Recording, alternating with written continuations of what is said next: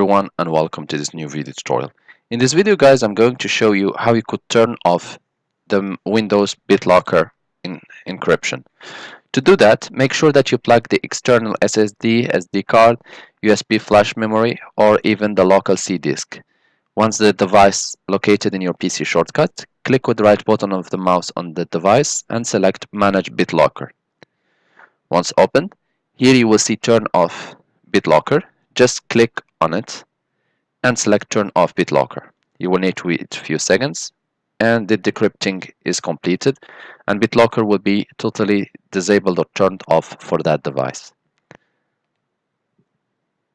Once the operation completed, you see decryption of e-device is complete, close, and now my device doesn't have the lock anymore and I can access it easily without the need of decrypting again.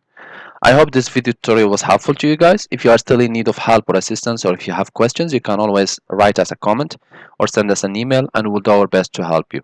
If you would like to encourage us to make more video tutorials, you can always press like, share, and do not forget to subscribe to get our latest videos.